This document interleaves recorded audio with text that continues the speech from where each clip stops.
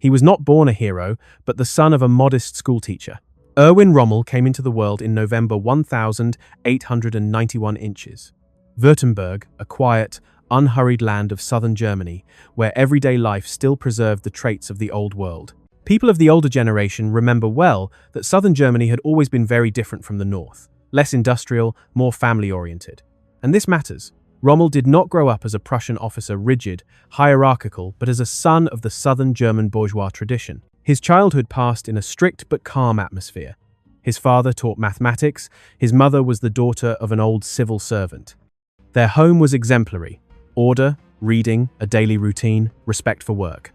Families like this raised people of substance, not careerists, but professionals. Rommel became exactly that. He dreamed of being an engineer, of building airships and machines. The children of the Wilhelminian economic boom were fascinated by technology. Zeppelin airships, the first automobiles, the first engineering schools for the youth of the early 20th century. It was a world of the future. And Rommel, like many of his generation, looked toward technology, not war. But when, at 16, he decided to enter a military school, his parents were surprised. They did not protest, but they were surprised. This decision became the first step on a path that would later lead him into world history. Studying at the Danzig Cadet Corps was not easy. It prepared the future military elite of Kaiser's Germany. Rommel was not a brilliant theoretician, but he stood out for his ability to make decisions quickly. His instructors noted his neatness, concentration, and importantly, his lack of arrogance. Many officers of the time, especially those from old, noble families, considered themselves above the soldiers. Rommel was different. This would later distinguish him sharply in Africa. When, in the summer of 1914, Europe collapsed into war, Lieutenant Rommel was 23. A generation that had grown up among technical exhibitions and economic optimism found itself on the front lines of the most brutal conflict of the 20th century. And here, the quality that would become his hallmark first revealed itself: initiative. He never waited for orders if hesitation meant losing the lives of his men. In August 1914, on the Western Front, Rommel led men into attack for the first time. Under French artillery fire, he rose to his full height and moved forward. Veterans of the First World War, and among our viewers, are children and grandchildren of those who heard stories of the lying war of 1914, 1918. Know how rare it was for an officer to stand upright under artillery fire. It was not bravery, but a challenge to death. For these actions, he received the Iron Cross, second class. A year later, in 1915, he distinguished himself again. His company was surrounded. Regulations required withdrawal. But Rommel made a decision that would later enter military textbooks. He led his men in a counterattack and broke through the encirclement. Such a maneuver by a junior officer was almost unprecedented. Decisions like that were normally made by battalion commanders. The fact that he succeeded speaks of an intuition that cannot be taught by manuals. For this, he received the Iron Cross, first class, a decoration awarded with great selectiveness. But true recognition came in 1917 on the Italian front. You surely remember the films and books about Caporetto. This breakthrough was considered one of the most striking examples of stormtroop tactics. The operation was risky. Mountains, fog, limited communications. Rommel commanded a small storm detachment, given an almost hopeless task to break through fortified heights. But he chose a flanking bypass. He advanced along narrow paths, in fog, striking unexpectedly. The Italians never expected an attack from above and the flank. In the end, he captured about 9,000 prisoners while losing only a few dozen soldiers. German archives name the figure as 9,000, Italian sources give 7.5. The difference is explained by the chaos of that front. But the scale remains impressive. These actions earned him the Pour le Mérite, the highest decoration of Imperial Germany. It is important to understand the Blue Max was awarded mostly to generals. For a lieutenant, the award was almost unbelievable. And it was then that Rommel first became widely talked about as an unconventional officer. After the war began, a little-known chapter of his life. Germany was defeated, the army reduced to 100,000 men. Thousands of officers left for civilian life. Rommel stayed. He taught tactics, wrote manuals, trained young soldiers, and, crucially, taught them to think. Older viewers will recall well that the Reichswehr, the army of 1,919-1,933, was something like a tactical laboratory. There were no large units, so officers concentrated on maneuver and initiative. Many ideas of modern tactics were born precisely there. In 1934, when the veterans of World War I were awarded the new Honor Cross of the Frontline Fighters, Rommel received it as well. For him, it was not a symbol of the new regime, but a memory of the fallen. In 1937, his book Infantry Attacks was published. The work was used as a textbook even in the 1,950 and 60 seconds in various armies. The book ended up on Hitler's desk not because Rommel was close to him, but because Hitler was interested in military literature. It is often said that Rommel was Hitler's favorite. This is greatly exaggerated. The Führer valued success, but did not consider Rommel personally close. And already in 1940, during the French campaign, Rommel was entrusted with the 7th Panzer Division, the unit that would become legendary. In France, he applied everything he had written: maneuver, speed, on-the-spot decisions, constant movement. The Allies later called him the Ghost Division Commander. He personally visited forward positions, sometimes under fire. One of his staff officers wrote, "He was everywhere and nowhere. We could not keep up with his speed."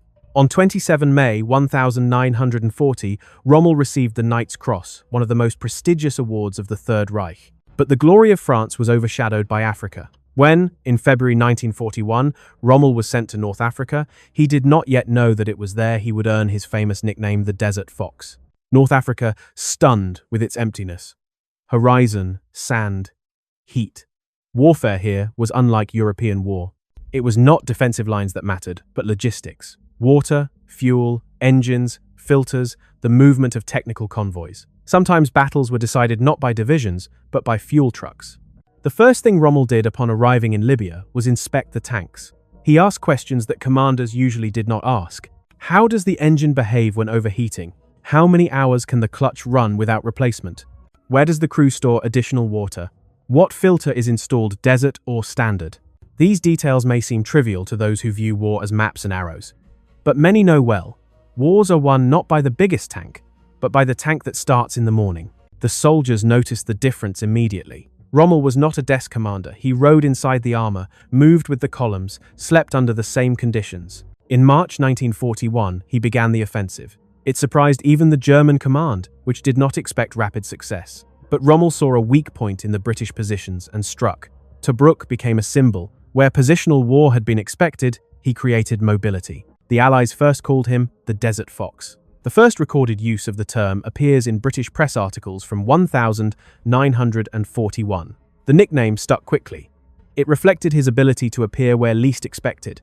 On 20 March 1941, he received the Oak Leaves to the Knight's Cross, recognition of his first African operations. But 1942 became the year of his greatest fame. Spring 1942, one of the most studied chapters of the African campaign. Gazala, a complex operation, during which Rommel executed a wide flanking maneuver, breaking British defenses. Old maps depict the Gazala line as a row of boxes, fortified positions thought impossible to bypass.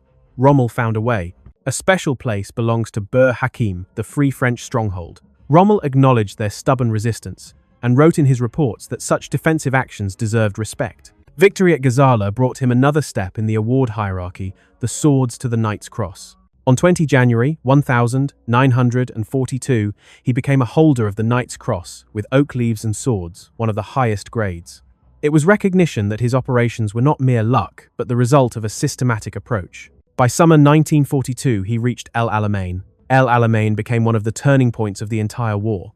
Montgomery did not win because he was tactically superior, but because his army was well supplied and had overwhelming technical superiority. Even the greatest commander cannot fight without fuel. In Rommel's letters to his wife in 1942, one finds lines such as, "We cannot move, we can only stand, and those who stand in the desert die." These letters, often cited in German document collections of the 1950 seconds, were the personal confession of a commander who understood that talent was powerless against empty fuel tanks. At the start of El Alamein, the Afrika Korps had less than 50% of its tanks operational. Many stood without gasoline. The British, meanwhile, had received reinforcements. Grant tanks, Shermans, new anti-tank guns. Rommel asked Hitler for permission to retreat. Hitler answered with his famous phrase, "Not one step back, Africa must be held at any cost." 8. But war does not follow political orders. After defeat, Rommel withdrew his forces, saving what he could. When in March 1943, Hitler awarded Rommel the diamonds to the Knight's Cross, it was not a sign of victory, it was a sign of desperation. The diamonds were the highest grade. Only 27 men received them during the war. But Rommel received them already as someone who knew Africa was lost. Officers recalled him as weary, disappointed, but not broken. He still thought like a soldier but understood the war was being led to ruin. In spring 1943, Rommel was appointed Inspector of the Atlantic Wall. And here, his realism and honesty fully revealed themselves. He told the German command, "If the landing occurs, we must throw the enemy back into the sea in the first 6 hours, otherwise the war is lost." These words were later quoted by both German and British historians. Even Allied veterans acknowledged with some surprise that Rommel understood the situation better than Hitler. He demanded more mines, beach obstacles, hedgehogs, reinforced artillery closer to the shore. The German military bureaucracy resisted. Many generals believed the landing would come at Pas de Calais, not Normandy. Rommel warned, "The Allies will strike where we underestimate them." On 6 June 1944, his words became reality. When the landings began, Rommel was in Germany, traveling between headquarters. No one informed him on time. Bureaucracy and communications failures took their toll. When he arrived in Normandy, everything was already decided. He understood Germany could no longer push the Allies into the sea, too many forces had landed. Too quickly, the bridgehead expanded. He tried to persuade Hitler to authorize an operational withdrawal to save the army. No answer came. On 17 July 1944, his staff car was strafed by British fighters. A shell exploded nearby, glass shattered, fragments pierced the base of his skull. He survived by miracle, but could no longer command. Meanwhile, in Germany, a plot against Hitler was developing.